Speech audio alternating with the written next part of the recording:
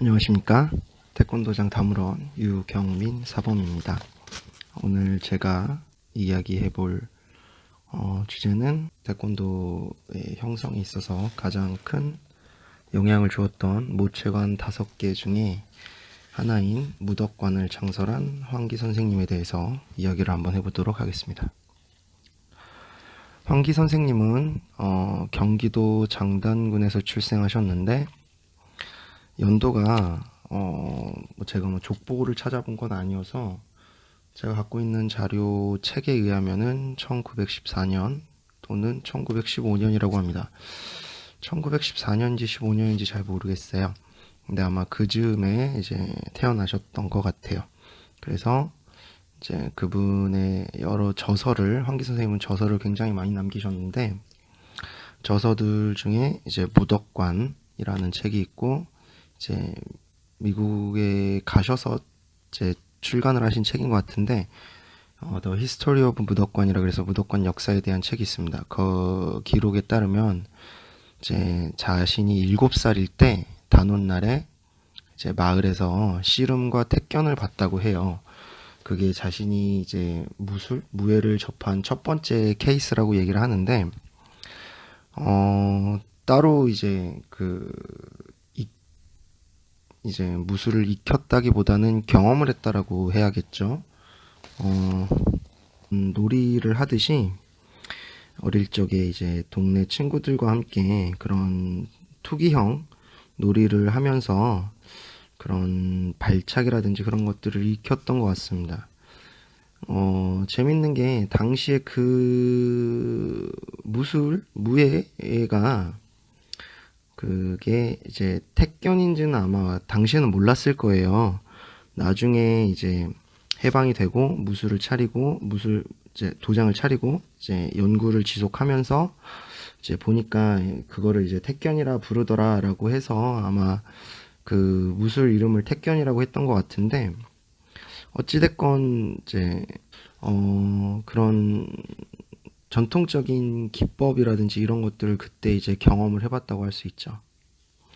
어찌됐건 당시에는 이제 일제시대였기 때문에 일제시대의 경랑기 속에서 살아갔던 많은 인물들 중에 한 분이셨는데, 그분이 이제 극적으로 무술이라고 하는 거를 이제 익히게 된 계기는 철도국에 입사해서 이제 만주에 있는 조양천으로 발령 근무를 하게 된 이후부터 이제 시작된다고 볼 수 있습니다.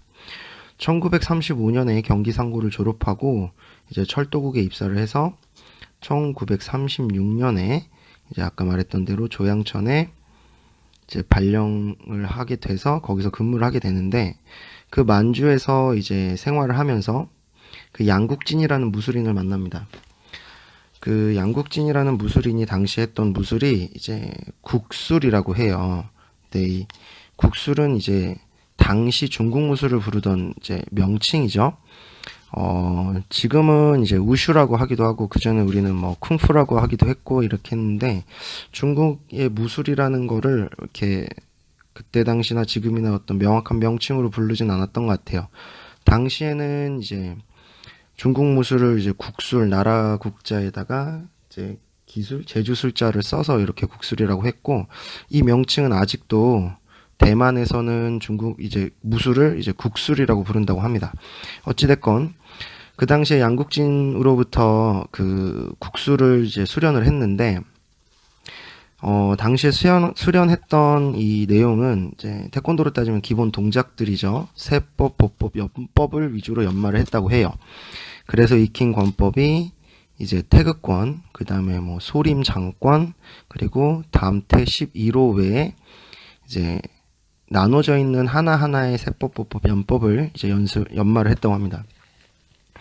그 기간이 뭐 정확하게 몇 달인지는 모르겠는데, 1937년 8월까지 이제 연마를 했다고 해요. 그러니까, 뭐 1년, 작게는 1년, 이제 길게는 뭐 1년 뭐 반 정도를 이제 수련을 한 셈이죠. 그 정도 이제 중국 무술을 수련을 했고, 그 이후에 뭐 1946년에 이제 중국이 이제 공산화가 되면서 이제 단절되게 되는데, 그 전에 1941년에 잠깐 이제 한 번 더 양국지인을 찾아가서 이제 그분한테서 자기가 부족했던 부분이라든지 궁금했던 부분을 좀 더 익혔던 것 같습니다. 그러니까 대략 한 2년이 안 되는 굉장히 짧은 시간 동안 익혔던 중국 무술이 어떻게 보면은 황기 선생님의 그 무술 베이스라고 할 수가 있어요. 근데 또 이제 다음으로 넘어가기 전에 잠깐 얘기를 하면, 이 중국 무술이 베이스라고 하는 거에는 여러 가지 이제 반대 의견도 있는데, 동시대에 같이 이제 비슷한 시기에 그 무술을 했던 이제 그 후배라고 하면 좀 그런가요? 그때 이제 늦게 시작했던 다른 무술분들이나 아니면은 뭐 타관이죠. 그러니까 다른 도장의 이제 관계자들 같은 경우에는 황기 선생님에 대한 평가가 굉장히 박해요. 여러 가지 이유가 있을 수도 있어요. 태권도 통합기에 반대했었고, 이분이 이제 그동안 어떻게 보면 가라데나 이런 것들이 주로 베이스가 되던 때에 좀 자기 독특한 자기만의 어떤 그런 생각이나 사상 이런 것들을 좀 많이 보여주셨고, 또 이분이 도장이 가장 잘 됐어요. 그러니까 여러 그때 당시 통합기 이전에도 한 5대 관 정도 됐는데, 그 관 중에 가장 이제 관원이 많고 도장이 많았던 곳이 이 무덕관입니다. 그렇다 보니까 좀 적이 많으셨던 것 같아요. 그래서 그 무덕관 외에 그 분들께서는 황기 선생님에 대한 그런 무술 이력이라든지 이런 것들을 굉장히 박하게 평가를 하는 편이고요.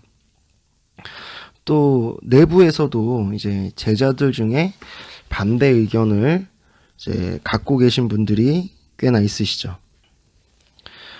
예를 들면 같은 이제 무덕관 이제 어떻게 보면 만주 철도국 시절부터 수련하셨던 원로 중에 한 분인 최희석 사범님의 증언에 따르면, 실제로 수박도 대감이나 여기 나오는 장권과 대역권은 교습하거나 수련하지 않았다. 60년대에 이제 18기, 그때 당시 중국 무술을 18기라고 했죠. 60년대 중국 무술을 하던 이들과 교류가 있었고, 그에 따라서 무덕관이 영향을 받았다라고 증언을 하시는 반면에, 또 비슷한 때에 이제 계시는, 그러니까 단번 1번이죠. 김은창이라는 분도 그렇고, 그때 이제 1945년 11월에 입관했던 이제 원로분이죠. 김인석 사범님께서는 당시 이제 황기 선생님 같은 경우에는 형을 가리킬 때 명칭을 전부 중국어로 불렀다. 그리고 이제 하는 동작이나 이런 것도 당시에 다른 관에서 했던 그런 가라데나 이런 형 같은 동작을 하더라도 동작이 묘하게 달랐다. 그런 증언이 있습니다. 그렇기 때문에 정확하게 뭐가 맞다라고 하기는 좀 어려운 것 같아요. 이 부분에 있어서는 더 자세한 연구가 필요해 보이고, 다만 제가 제 나름 그냥 생각으로 사견으로 봤을 때 황기 선생님께서는 중국 무술을 확실히 하셨던 게 맞는 것 같아요. 중국 무술을 베이스로 하셨고, 다만 이제 그거를 오랫동안 배우질 못해서 다양한 형을 익히지 못했는데, 그 형을 이제 가라데 형을 통해서 그런 것들을 보충했던 게 아닌가 싶습니다. 그래서 이제 좀 이게 맞을지 모르겠지만, 그 가라데 형을 가라데처럼, 좀 표현하기 그런데 가라데처럼 한 게 아니라 중국 무술의 세법이나 연법처럼 이제 가라데 형을 하지 않았나, 그런 생각을 저는 좀 하고 있어요. 그래서 중국 무술을 이제 황기 선생님께서는 베이스를 하고 있다, 이렇게 됐고, 그러면 언제부터 이제 이 황기 선생님의 무술 체계 안에 당시에는 당수라 그랬죠? 가라데가 들어왔냐 하면은 1946년 정도로 볼 수 있을 것 같아요. 황기 선생님께서 1945년 11월에 이제 도장을 개관을 했습니다. 그때는 뭐 무덕관이라는 이름도 아니었다고 또 해요. 뭐 기록이나 여차 이런 거에 따르면 뭐 화수도 도장 뭐 이렇게 표현하기도 하셨는데, 어찌됐건 일단은 도장을 열어서 이제 무술을 가리키다 보니까 이제 그런 사람들이 또 보이는 거죠. 조선연무관 권법부 전상섭 선생님과 청동관 이원국 선생님을 이제 직접적으로 알게 됐다고 합니다. 이 조선연무관은 뭐 유명할 수밖에 없는 도장이에요. 원래 이 조선연무관은 이제 당시 이제 권법부가 이제 주로 한 게 아니라, 원래 이제 유도 강도관인가요? 일본 유도의 어떻게 보면 조선지부라고 할 수가 있어요. 이 조선연무관에서 이제 발전이 돼서 이제 대한유도학원이 되었고, 이 대한유도학원이 이제 지금의 4년제 용인대학교 무도대학에 이제 전신이 되는 그런 셈이죠. 그래서 어떻게 보면은 유도장 한 켠에다가 이제 전상섭 선생님이 일본에서 유학하던 시절에 이제 오키나와 때를 배웠고, 그거를 이제 조선연무관 한 곳에서 이제 자리를 좀 빌려서 이제 같이 이제 유도를 연습하고, 한쪽에서는 이제 가라데를 연습할 수 있게끔 이제 했던 것 같은데, 그렇다 보니까 조선연무관이라는 체육관은 원체 유명해서 뭐 모를 수가 없었던 거죠. 거기에 이제 그러니까 유도 외에 이제 가라데를 이제 베이스로 하는 무술을 이제 알게 됐고, 이제 다른 이제 청도관 이원국 같은 경우에는 이제 선생님이 아까도 말씀드렸다시피 철도국 출신이십니다. 그때는 이제 뭐 운수부라고 하기도 하고 뭐 철도국 뭐 교통부 이렇게 하기도 하는데, 그 같은 직원 중에 현종명이라는 사람이 있었어요. 근데 그 분이 이제 청도관 관원이었답니다. 그렇게 해서 청도관과 이원국을 알게 되신 거죠. 이제 그렇게 해서 이제 이 당수 가라데를 자연스럽게 접하게 되었고, 이분은 재밌게도 일본 유학을 가보신 적이 없어요. 황기 선생님은 일본으로 유학을 가거나 뭐 그러니까 직접적으로 가라데를 배울 수 있을 만한 환경이나 이런 게 전혀 되질 않으셨던 분입니다.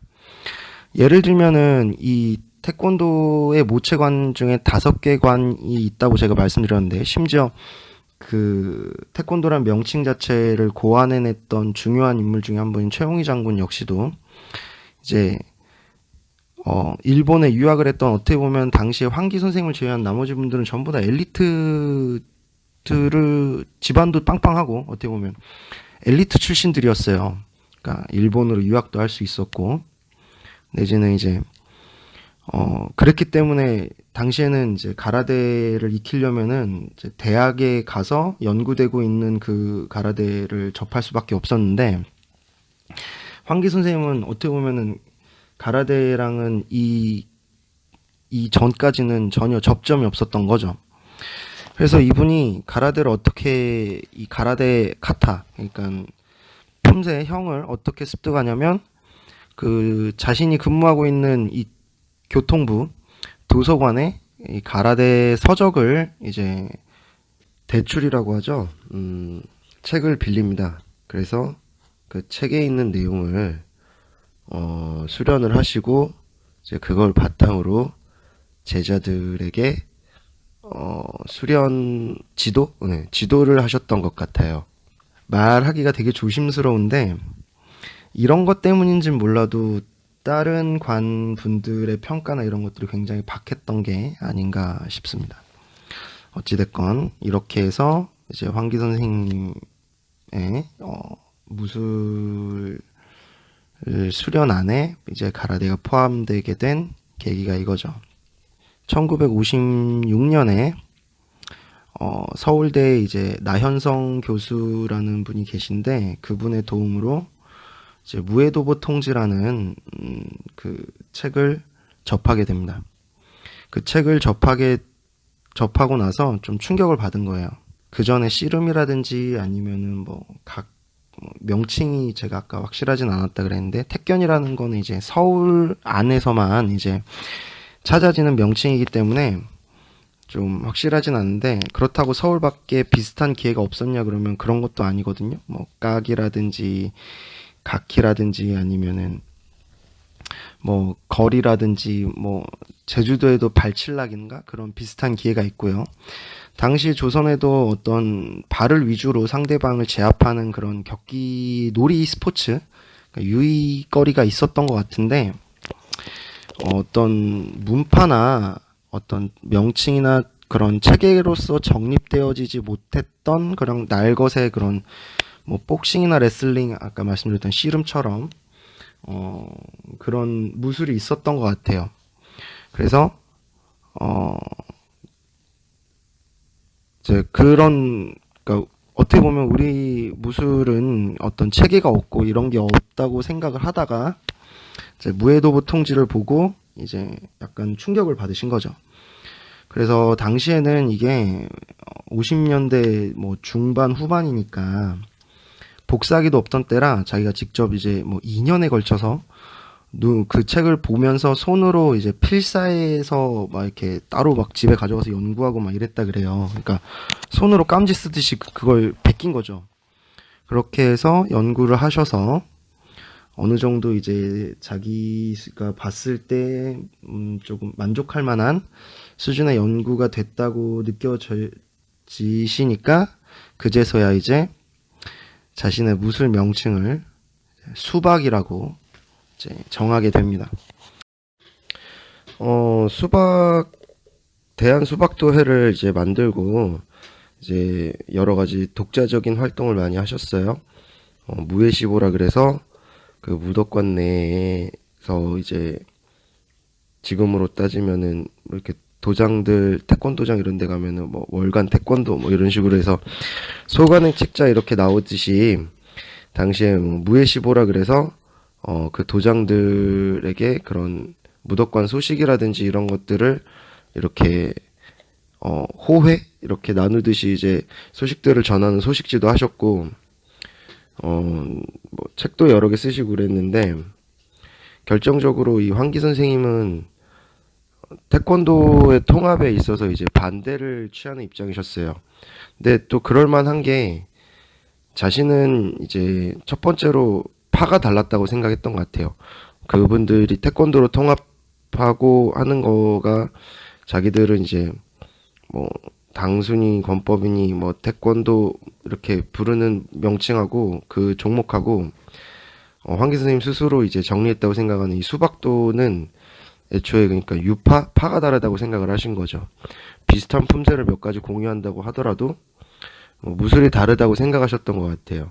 그래서 그 이질적인 조직 문화 안에 흡수된다고 생각하는 게 굉장히 싫었을 것 같고, 두 번째로는 당시 무덕관의 이 관원이 60년도에 가까워지면서 이제 그 단번이랑 이런 것들을 조사를 했을 때 거의 뭐 40만 명에 가까운 수련 인구를 보유하고 있었다고 해요. 어떻게 보면 가장 관세가 큰 거죠. 근데 그걸 놓고 봤을 때 이제 태권도로 통합이 되면 원래 자기가 읽어놨던 그런 업적이라 그래야 되나요? 이런 결과물들을 다 이제 잃어버릴 것 같다라고 생각을 하셨을 것 같아요. 근데 아닌 게 아니라 거진 잃어버리지 않았을까라는 생각을 합니다. 실제로도 그랬을 것 같아요. 그래서 어찌됐건 이제 반대를 하시다가 이거는 차후에 따로 뭐 태권도사나 이런 다른 얘기를 할 때 더 얘기를 해볼 수 있을 것 같은데, 짧게 얘기를 하면은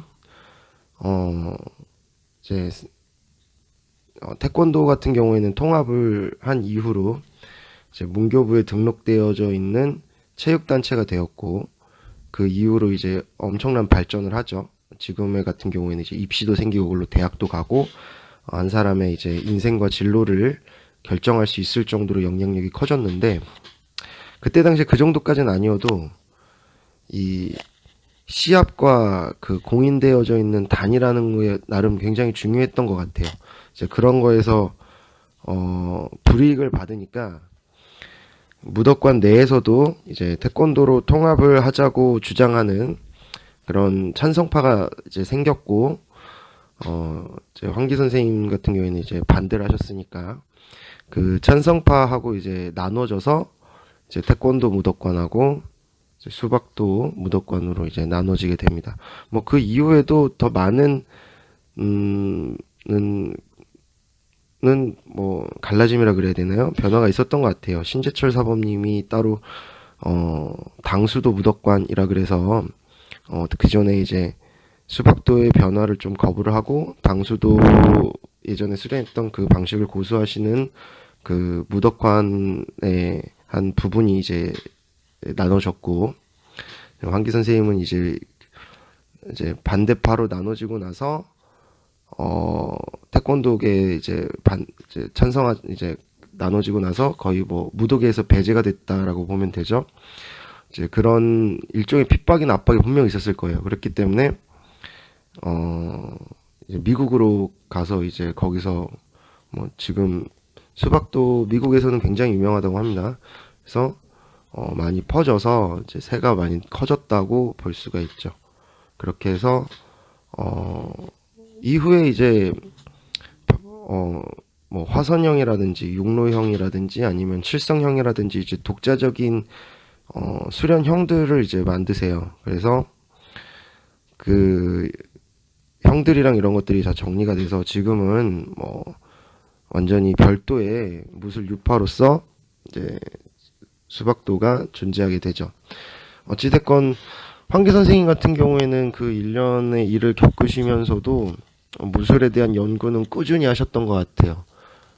지금 봐도 수박도대감이라는 책이 굉장히 오래된 교본인데도 불구하고 지금 웬만한 태권도 교본보다 이 황기 선생님이 쓴 수박도 대감이 훨씬 더 좋은 책인 것 같아요. 제가 봤을 때는 뭐 당시에 한계가 분명히 있죠. 뭐 사람마다 팔다리 길이가 다른데도 뭐 센티미터라든지 그런 기준으로서 뭐 자세를 이제 나눠놨다던가 아니면은 뭐 어쩔 수 없이 그 오키나와테의 이 품새를 수련했다는 점, 뭐 여러 가지 좀 아쉬운 점도 있겠지만 내용에 보면은 뭐 우리가 흔히 그 전까지 힘이라고 하면은 더 오컬트적인 내용, 그러니까는 뭐 기라든지 아니면은 뭐 단전이라든지 뭐 이런 것들에 대한 설명을 최대한 배제를 하고 과학적으로 풀려고 하셨어요. 뭐 구심력, 원심력, 중력, 뭐 기압 이런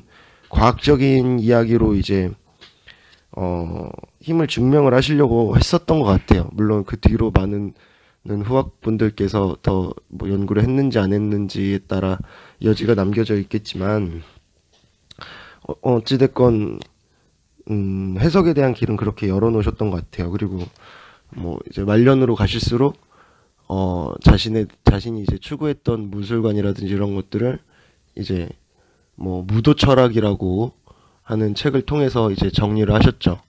근데 제가 철학이 좀 부족해서 그런지 몰라도 그 책을 봐서 어떤 게 꼭 무도 철학이라는 느낌은 안 들어요. 그 책을 읽어보면 뭐 이게 무도 철학이야 뭐 이런 사무라이 정신 이런 건 하나도 느껴지지 않고 그냥 우리가 일반적으로 살아왔던 그런 동양 사상, 뭐 효라든지 아니면은 뭐 도덕이라든지 뭐 그런 내용적인 면이 더 많죠.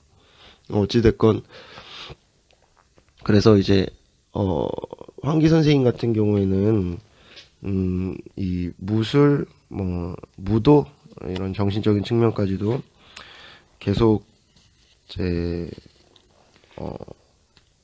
연구가라고 하긴 좀 그런가요? 어쨌든 그 본질을 탐구하기 위한 연구 활동을 멈추지 않고 계속 하셨다고 볼 수 있죠. 그런 점에서는 굉장히 많은 감명을 받았죠. 그렇게 해서 이제 평생을 수박도 발전을 위해서 이제 노력을 하시다가 2002년에 돌아가십니다. 부족하지만 짧게나마 이렇게 이제 태권도 모체관 중에 하나인 무덕관을 창설하신 황기 관장님 선생님에 대한 이야기를 한번 해봤습니다. 다음에는 다른 관에 대해서 이야기를 한번 해보겠고요. 부족한데도 이렇게 들어주셔서 너무 감사합니다. 다음에 뵐게요.